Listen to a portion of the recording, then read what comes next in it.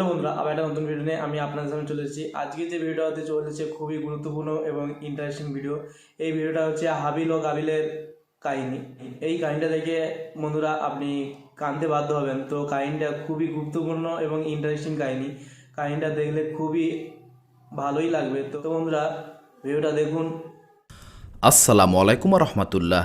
নিয়ামুল কোরআন Islamic চ্যানেলের পক্ষ থেকে আপনাদের সবাইকে জানাই আন্তরিক মোবারকবাদ। হজরত আদম ও হাওয়া আলাইহিস সালাম যেহেতু আদি মানবী, সুতরাং তাদের দ্বারাই মানবজাতির বিস্তৃতি ঘটেছে তার বলার অপেক্ষা রাখে না। হজরত আদম আলাইহিস সালামের ঔরসে বিবি হাওয়ার গর্ভে সর্বমোট 239 জন সন্তান জন্ম লাভ করে। মহান আল্লাহ তাআলা আদম হাওয়ার সন্তান জন্মের ক্ষেত্রে একটি বিশেষ নিয়ম চালু করেন, অর্থাৎ একমাত্র হজরত শীস আলাইহিস সালাম ব্যতীত তাদের সকল সন্তানই জোড়ায় জোড়ায় ভূমিষ্ঠ হয়। একসঙ্গে একটি ছেলে ও একটি মেয়ে জন্ম লাভ করত। এক জোড়ার ছেলের সহিত অপর জোড়ার মেয়ের সহিত বিয়ে হতো। সেই সময়ে প্রয়োজনের তাগিদে এইভাবেই সহোদর ভাই বোনে বিয়ে হওয়া জায়েজ ছিল, কেননা তখন সহোদর ভাই বোন ব্যতীত পাত্রপাত্রীর অস্তিত্ব ছিল না। অবশ্য একই জোড়ার ভাই বোনের মধ্যে তখন বিয়ে নিষিদ্ধ ছিল। কোনো কোনো কিতাবে লিখিত আছে যে হজরত আদম আলাইহিস সালামের বিবি হাওয়া আলাইহিস সালাম 180 বার জোড়ায় জোড়ায় সন্তান প্রসব করেন, আর একমাত্র হজরত শীস আলাইহিস সালাম একাকী জন্ম লাভ করেন। এতে করে তাদের সন্তানের সংখ্যা ছিল 361 জন। হজরত আদম ও হাওয়া আলাইহিস সালাম শরণদ্বীপে গিয়ে স্থায়ীভাবে বসবাস করতে লাগলেন।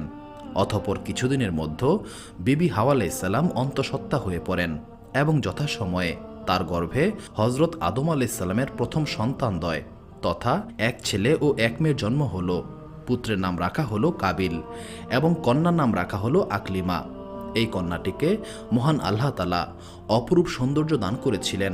এর কিছুদিন পর বিবি হাওয়া পুনরায় অন্তঃসত্ত্বা হন এবং তাতেও এক ছেলে ও এক মেয়ের জন্ম হল। ছেলের নাম রাখা হলো হাবিল এবং মেয়ের নাম রাখা হলো গাজা। গাজা আকলিমার মতো এত রূপসী ছিল না। সন্তান 4 জন ক্রমে বয়ঃপ্রাপ্ত হতে লাগল। যথাসময়ে তারা বিবাহযোগ্য হল। মহান আল্লাহ তাআলার মূল লক্ষ্য ছিল মানব বংশ বিস্তার করা।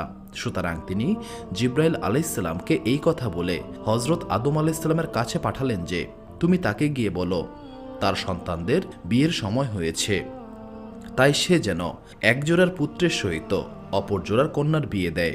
কিন্তু সাবধান, একই জোড়ার ছেলেমেয়ের মধ্যে যেন বিয়ে সংঘটিত না হয়। মহান আল্লাহ তাআলার পক্ষ হতে এহেন আদেশপ্রাপ্ত হয়ে হজরত আদম আলাইহিস সালাম পুত্র কাবিল ও হাবিলকে ডেকে বললেন, মহান আল্লাহ তাআলার পক্ষ থেকে নির্দেশ এসেছে, আমি তোমাদেরকে এখন বিয়ে করিয়ে দেব। তোমাদের যার যার জোড়ার বোনের সঙ্গে অপর জোড়ার ভাইয়ের সহিত বিয়ে দিতে হবে। এটাই মহান আল্লাহ তাআলার নির্দেশ। সুতরাং কাবিল গাজাকে এবং হাবিল আকলিমাকে বিয়ে করার জন্য প্রস্তুত হও। পিতার আদেশ শ্রবণ করে হাবিল নীরব থাকল, কিন্তু কাবিল সঙ্গে সঙ্গে প্রতিবাদ করে বলল, না, এটা হতে পারে না। আকলিমা বেশি সুন্দরী, আমি তাকেই বিয়ে করব। আর তার প্রতি দাবি আমার বেশি, যেহেতু সে আমার জোড়ার মেয়ে। হাবিল তার জোড়ার মেয়েকে বিয়ে করুক। মহান আল্লাহ তাআলা তো মায়ের পেট হতেই জোড়া মিলিয়ে দিয়েছেন, আমাদেরও উহা রক্ষা করা উচিত কাজ হবে। পিতা, কি কারণে আপনি মহান আল্লাহ তাআলার নির্ধারিত জোড়া ভেঙে উহা অদলবদল করতে চান তা আমি বুঝতে পারছি না। আমার মনে হচ্ছে আপনি হাবিলকে বেশি ভালোবাসেন বিধায় আকলিমাকে তার সহিত বিয়ে দেওয়ার চিন্তা করছেন। তবে এটা আমি জানিয়ে দিচ্ছি, আকলিমার সহিত হাবিলের বিয়ে কোনো ক্রমেই আমি মেনে নেব না। আকলিমাকে আমি বিয়ে করব। সুতরাং আপনাকে আগেই জানিয়ে দিলাম যে আমাদের বিয়ে নিয়ে কোনো অঘটন সৃষ্টি হলে সেজন্য আমাকে দায়ী করা চলবে না। হজরত আদম আলাইহিস সালাম বললেন, দেখো বেটা, তুমি যাই বলো না কেন, মহান আল্লাহ তাআলার নির্দেশ অনুসারেই আমাকে কাজ করতে হবে। একবার তার হুকুম অমান্য করে বেহেশত হতে পৃথিবীতে আগমন করেছি, দীর্ঘকাল কান্নাকাটি করে গুনাহ মাফ করিয়েছি। পুনরায় তার আদেশ যদি আমি অমান্য করি তাহলে আবার কোনরূপ বিপদ আসবে তা বলা যায় না। তাকে মুখ দেখানোর মতো আমার আর সুযোগ থাকবে না। এইসব কথা চিন্তা করে তুমি আমার ব্যবস্থায় রাজি থাকো, কোনো প্রকার অবাধ্য হইও না। কিন্তু পিতার কোনো কথাতেই কাবিলের জেদ হ্রাস পেল না। পিতাও সেদিকে ভ্রুক্ষেপ না করে আকলিমার সহিত হাবিলের বিয়ে পুরিয়ে দিলেন। বিয়ে হয়ে যাবার পর থেকেই হাবিল কাবিলের মহাশত্রুতে পরিণত হল। একদিন সে হাবিলকে বলল, তুমি যদি নিজের মঙ্গল চাও তাহলে আকলিমাকে ত্যাগ করো, তাকে আমি বিয়ে করব। হাবিল বলল, কি কারণে আমি আকলিমাকে ত্যাগ করব? আব্বাজান, মহান আল্লাহ তাআলার নির্দেশে যা করেছেন তাতে আমি সন্তুষ্ট। আর যদি আমি তা না করি তাহলে মহান আল্লাহ পাকের দরবারে আমি মহাপাপী হব। হাবিলের কথা শ্রবণ করে কাবিল ক্রুদ্ধ হয়ে তার সঙ্গে দুর্ব্যবহার করল এবং তাকে বিশেষভাবে ভীতি প্রদর্শন করল। এই ঘটনা হজরত আদম আলাইহিসসালামের কর্ণগোচর হলে তিনি খুবই চিন্তান্বিত হয়ে পড়েন এবং কাবিলকে অসদাচরণ হতে নিবৃত্ত করার জন্য একদিন উভয় ছেলেকে ডেকে বললেন, দেখো বাবা, আমি মহান আল্লাহ তাআলার পক্ষ হতে যে রূপ নির্দেশ লাভ করেছি সেই রূপেই তোমাদের বিয়ে দিয়েছি। তবে তোমরা তাতে যদি অসম্মত হও এবং মহান আল্লাহ পাকও অন্য রূপ চান তাহলে পুনরায় তোমাদের বিয়ে রদবদল করে দেওয়া যাবে। এখন মহান আল্লাহ পাকের মতামত প্রত্যক্ষভাবে যাচাই করার জন্য তোমরা উভয়ে কুরবানি দিয়ে দেখো। মহান আল্লাহ তাআলা যার কুরবানি মঞ্জুর করবেন আকলিমাকে তার কাছেই বিয়ে দেওয়া হবে। তৎকালে এই নিয়ম প্রচলিত ছিল যে কোনো উদ্দেশ্যে কুরবানি করে কুরবানির মাংস রেখে দেওয়া হতো। যার কুরবানি কবুল হতো পাহাড় অঞ্চলের দিক হতে শ্বেতবর্ণের আগুন এসে উক্ত মাংস জ্বালিয়ে দিয়ে যেত, আর যার কুরবানি মঞ্জুর হতো না তা আগুন জ্বালিয়ে দিত না, বরং পড়েই থাকত। হাবিল ও কাবিল দুই ভাই পিতার প্রস্তাবে রাজি হয়ে দুইজন দুইটি বকরি নিয়ে এসে একদিন পাহাড় এলাকায় চলে গেল এবং নিজ নিজ বকরি জবেহ করে পৃথক পৃথকভাবে উহার মাংস পাহাড়ের উপর রেখে দিল। কিছু সময়ের মধ্যেই দেখা গেল মহান আল্লাহ তাআলার কুদরতে পাহাড়ের একদিক হতে ধূম্রহীন শ্বেতবর্ণের অগ্নিশিখা এসে হাবিল কর্তৃক কোরবানিকৃত মাংস জ্বালিয়ে দিয়ে গেল। এই দৃশ্য দর্শন করে হাবিল ভীষণ আনন্দিত হয়ে মহান আল্লাহ তাআলার দরবারে শুকরিয়া আদায় করল। পক্ষান্তরে কাবিল লজ্জা ও অপমানে হিংস্র ও ক্রুদ্ধ মূর্তি ধারণ করে হাবিলকে বলল, অবশ্যই আমি তোমাকে দেখে নেব। কোরবানির ফলাফলের কথা হজরত আদম আলাইহিসসালামের কানে পৌঁছালে তিনি কাবিলকে কাছে ডেকে বললেন, দেখলে তো বাবা, মহান আল্লাহ পাকের কি ইচ্ছা ছিল। এখন তুমি আমার কথা শোনো।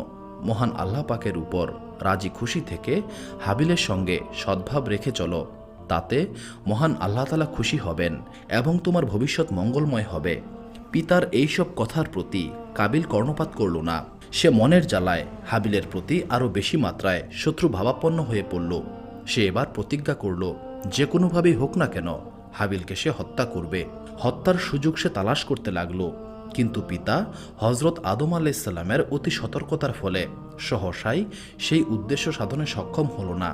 অবশ্য সে সুযোগ পেলেই উদ্দেশ্য পূরণ করবে এইরকম মনোভাব নিয়ে গুজরান করতে লাগল। কিছুদিন পর হজরত আদম আলাইহিসসালাম হজ ব্রত পালনার্থে মক্কায় গমন করলেন। কাবিল ততদিনে পিতা কর্তৃক শাস্তি পাবার ভয়ে এবং তার বিশেষ সতর্কতার ফলে এতদিন যে কাজ করতে পারেনি, পিতার অবর্তমানে এবার সেই কাজ করতে পারবে মনে করে উৎসাহিত হয়ে উঠল এবং বিশেষভাবে সুযোগের সন্ধানে থাকল। শীঘ্রই সে সুযোগ পেয়ে গেল। একদা হাবিল তার বকরি ও মেষপাল চড়াতে প্রান্তরে গেল। কাবিল সব সময় তার যাতায়াতের স্থল এবং গতিবিধির উপর নজর রাখত। সেদিন হাবিল মেষ চড়াতে যাবার বেশ কিছু সময় পর কাবিল চরণভূমিতে গিয়ে দেখল হাবিলের বকরি ও মেষগুলো মাঠে চড়ছে, আর কাবিল মাঠের এক প্রান্তে গাছের ছায়ে ঘুমাচ্ছে। কাবিল ভাবল, হাবিলকে হত্যা করার উপযুক্ত সময় এখনই। কিন্তু সমস্যা হলো পৃথিবীতে এতদিনে কেউ কাউকে মারেনি, হত্যাও করেনি। হজরত আদম আলাইহিসসালামের কোটি সন্তান ব্যতীত পৃথিবীতে অন্য কোনো মানুষই ছিল না, তাই হত্যা বা মারার প্রশ্নও ছিল না। কাবিল হাবিলকে হত্যা করতে চাচ্ছে বটে, কিন্তু কিভাবে হত্যা করবে তা নিয়ে ভাবনায় পড়ল। এমন সময় মানব জাতির চিরশত্রু ইবলিস সেখানে উপস্থিত হয়ে মানুষের রূপ ধারণ করে কাবিলের সামনে হাঁটতে লাগল এবং কাবিলের অগোচরে একটি সাপ বানিয়ে জমিনের উপর ছেড়ে দিল। সাপটি ধীরে ধীরে মানুষরূপী ইবলিসের দিকে অগ্রসর হচ্ছিল। অমনি জমিন হতে বৃহৎ একখণ্ড পাথর উঠিয়ে সাপটির মাথা লক্ষ্য করে নিক্ষেপ করল। অমনি জ্যান্ত সাপটি প্রাণ ত্যাগ করল। ঘটনাটি কাবিলের চোখের সামনে ঘটল। কাবিলের সমস্যা দূর হয়ে গেল। সে হত্যা করার উপায় খুঁজে পেল। সুতরাং সে আর দেরি না করে তৎক্ষণাৎ একখণ্ড পাথর তুলে হাবিলের মস্তক লক্ষ্য করে সজোরে নিক্ষেপ করল এবং সঙ্গে সঙ্গেই হাবিল মৃত্যুর কোলে ঢলে পড়ল। হত্যা তো করা হলো, এখন নতুন সমস্যা দেখা দিল। হাবিলের মৃতদেহ গোপন করবে কিভাবে এবং নিজেকে কিভাবে আড়াল করবে। সে ভাবল, হাবিলের লাশ যদি এখানে পড়ে থাকে তাহলে তার মৃত্যুর সংবাদ পিতা জেনে যাবে এবং সেই যে হত্যাকারী তাও সে বুঝতে পারবে। সুতরাং হাবিলের মৃত্যুর খবর সহসা যাতে পিতার কাছে না পৌঁছে এবং লাশের সন্ধান না পায়, সেই জন্য হাবিলের মৃতদেহ কাঁধে নিয়ে এদিক সেদিক ঘুরতে লাগলো এবং ভাবতে লাগলো এই লাশ কোথায় দাফন করা যায়। হাবিলের মৃতদেহ কাঁধে নিয়ে কাবিল যখন পথ চলছিল তখন হঠাৎই তার দৃষ্টি পড়ল দুটি কাকের উপর। কাক দুটি কলহে লিপ্ত ছিল, উহাদের একে অপরকে ঠোঁট দ্বারা ভীষণ আক্রমণ করছিল। অকস্মাৎ সবল কাকটি দুর্বল কাকটিকে প্রবল আক্রমণ করলে দুর্বল কাকটি প্রাণ হারালো। অতঃপর হত্যাকারী কাকটি ঠোঁট দ্বারা মাটি খুঁড়ে মৃত কাকটিকে দাফন করে উড়ে চলে গেল। এই দৃশ্য দেখে কাবিল নিজেকে মনে মনে এই বলে ধিক্কার দিল যে সামান্য একটি কাকের বুদ্ধি আছে, আমার মাথায় সেই বুদ্ধিটুকুও নেই। যাই হোক না কেন, সে কাকের নিকট থেকে শিক্ষা লাভ করে মাটিতে একটি কবর খনন করে হাবিলের লাশ দাফন করে নিশ্চিন্ত মনে বাড়ি রওনা দিল। সঙ্গে সঙ্গে মহান আল্লাহ তাআলা জমিনকে নির্দেশ দিলেন, হে জমিন, তুমি কাবিলের দেহ জানু পর্যন্ত গ্রাস করো, তাকে আর নাড়াচাড়া করতে দিও না, সে ভ্রাতা হত্যার দায়ে দায়ী। জমিন সঙ্গে সঙ্গে মহান আল্লাহ তাআলার হুকুম তামিল করল। হতবাগা কাবিল বুঝতে পারল এটি মহান আল্লাহ তাআলার গজব ছাড়ার কিছুই নয়। তাই সে মহান আল্লাহ তাআলার দরবারে কাকুতি মিনতি সহিত বলল, হে আল্লাহ, ইবলিস গুনাহ করে তোমার দরবার হতে বিতাড়িত হয়েছিল, কিন্তু জমিন তাকে এইভাবে গ্রাস করেনি। মহান আল্লাহ তাআলার পক্ষ থেকে জবাব এলো, ওহে দুরাচার, সে যত বড় গুনাই করুক না কেন নিজের ভাইকে হত্যা করেনি। এবার কাবিল বলল, হে মহান আল্লাহ তাআলা, আমার পিতাও তো বেহেশতে থাকাকালীন সময়ে তোমার নির্দেশ অমান্য করে বড় গুনাহ করেছিল, তুমি তাকে শাস্তি দিয়েছ বটে, কিন্তু জমিন তাকে এইভাবে গ্রাস করেনি। মহান আল্লাহ তাআলার পক্ষ থেকে বলা হলো, হে নিষ্ঠুর, তোমার পিতা আমার আদেশ অমান্য করে অন্যায় করেছিল নিজের প্রতি, কিন্তু তুই করেছিস এমন এক অপরাধ যার দ্বারা অপরের হক নষ্ট হয়েছে, তাই তোর অপরাধ সবচেয়ে বড়। এবার কাবিল বলল, হে মহান আল্লাহ তাআলা, আমি আমার পিতার কাছ থেকে শুনেছি তুমি তোমার প্রিয় হাবিবের উসিলায় তাকে ক্ষমা করেছিলে, আমাকেও তুমি তোমার প্রিয় হাবিব মুহাম্মদ সাল্লাল্লাহু আলাইহি সাল্লামের উসিলায় ক্ষমা করো। এবার মহান আল্লাহ তাআলা তার প্রিয় হাবিবের সম্মান রক্ষার্থে জমিনকে বললেন, হে জমিন, তুমি কাবিলকে ছেড়ে দাও। অমনি জমিন কাবিলকে ছেড়ে দিল।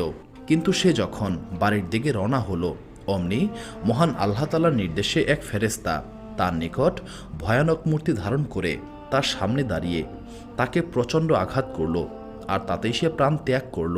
কিন্তু মহান আল্লাহ তাআলা তাকে পুনরায় জীবিত করলেন এবং পুনরায় ফেরেশতার আঘাতের মাধ্যমে নিহত করলেন। এইভাবে কয়েকবার তাকে জীবিত করা হলো এবং মৃত্যুর মুখে পতিত করা হলো। বিখ্যাত হাদিস গ্রন্থ মুসলিম শরীফে বলা হয়েছে, নবী করিম সাল্লাল্লাহু আলাইহি সাল্লাম ইরশাদ করেছেন, রোজ কিয়ামত পর্যন্ত যত অন্যায় হত্যা হবে প্রত্যেক হত্যাকারী সমপরিমাণ গুনাহ কাবিলের আমল নামায় লিখিত হবে, কেননা হত্যার মতো ভয়ঙ্কর পাপ পৃথিবীতে সেই প্রথম সংঘটিত করেছিল। হাবিলকে যখন কাবিল হত্যা করে তখন হজরত আদম আলাইহিস সালাম হজ ব্রত পালনার্থে মক্কায় ছিলেন। তার প্রত্যাবর্তনের পূর্বেই কাবিল হাবিলকে হত্যা করে নিজেও প্রাণত্যাগ করেছিল। হজরত আদম আলাইহিস সালাম দেশে প্রত্যাবর্তন করে নিজের সন্তানদের নিকট হাবিলের খোঁজ খবর নিলেন, কিন্তু তারা কিছুই বলতে পারল না। শুধু এইটুকুই বলল যে এক সময় হতে হঠাৎ করে আমরা তাকে কোথাও দেখতে পাচ্ছি না, সে কোথায় গেছে, কি হয়েছে আমরা কিছুই জানি না। আমরা বহুভাবে বহু স্থানে তাকে তালাশ করেও আজ পর্যন্ত খুঁজে পাইনি, সঙ্গে সঙ্গে কাবিলকেও দেখতে পাচ্ছি না। তাদের কথা শ্রবণ করে দুই ভাইয়ের দ্বন্দ্বই যে তাদের অন্তর্ধানের একমাত্র কারণ সেটা বুঝতে হজরত আদম আলাইহিস সালামের কষ্ট হলো না। তবে ওই দ্বন্দ্বের একমাত্র কারণ যে তার কুপুত্র কাবিলের অন্যায় জেদ সেটাও তার জানা ছিল। সুতরাং কাবিলের অন্তর্ধানে তার কোনো দুঃখ হলো না, শুধু হাবিলের জন্যই তিনি শোকাতুর হয়ে পড়লেন। আহার বিরাম নিদ্রাহীনতায় তার দেহ দুর্বল হয়ে গেল। তিনি শুধু চিন্তা করতে লাগলেন, মনে মনে ভাবতে লাগলেন, হায়, হাবিলকে যদি কেউ হত্যা করে তাহলে তার কবর এবং মৃতদেহ দেখতে পেলেও মনটা কিছুটা সান্ত্বনা পেত। হজরত আদম আলাইহিস সালাম যখন এইরূপ চিন্তা করছিলেন তখন একদা হজরত জিব্রাইল আলাইহিস সালাম এসে কাবিল কর্তৃক হাবিল হত্যার ঘটনা বিস্তারিত তাকে বললেন। অতঃপর তাকে হাবিলের মৃত্যুর স্থান এবং কবর দেখিয়ে নিলেন। হজরত আদম আলাইহিস সালাম উক্ত কবর হতে হাবিলের মৃতদেহ তুলে দেখলেন যে তার মাথাটি একদম চূর্ণ বিচূর্ণ হয়ে গেছে এবং সমস্ত শরীর এখনও রক্তাক্ত। এহেন অবস্থা দর্শন করে তিনি একেবারেই অস্থির হয়ে পড়লেন এবং কাঁদতে কাঁদতে হাবিলের লাশ বাড়িতে নিয়ে এলেন। ছেলের এই অবস্থা দর্শন করে তার হতভাগিনী মাও কাঁদতে কাঁদতে সংজ্ঞাহীন হয়ে পড়লেন। এবার জিব্রাইল আলাইসাল্লাম পিতামাতাকে সান্ত্বনা ও প্রবোধদান করলেন এবং তাদেরকে ধৈর্য ধারণের জন্য বললেন এবং হাবিলের লাশ মাটিতে দাফনের জন্য পরামর্শ করলেন। তো বন্ধুরা দেখতে পেলেন ভিডিওটা খুবই ইন্টারেস্টিং এবং গুরুত্বপূর্ণ ভিডিও। তো দেখতে পেলেন হাবিল ও কাবিলের কাহিনী। এ খুব এক দুঃখময় কাহিনী। কাহিনীটা দেখে খুবই ভালো লাগলো বন্ধুরা। তো ভিডিওটা খুবই ইন্টারেস্টিং ভিডিও। তো ভিডিওটা যদি ভালো লেগে থাকে বন্ধুরা লাইক শেয়ার এবং কমেন্ট করবেন এবং চ্যানেলটিকে সাবস্ক্রাইব করে দেবেন।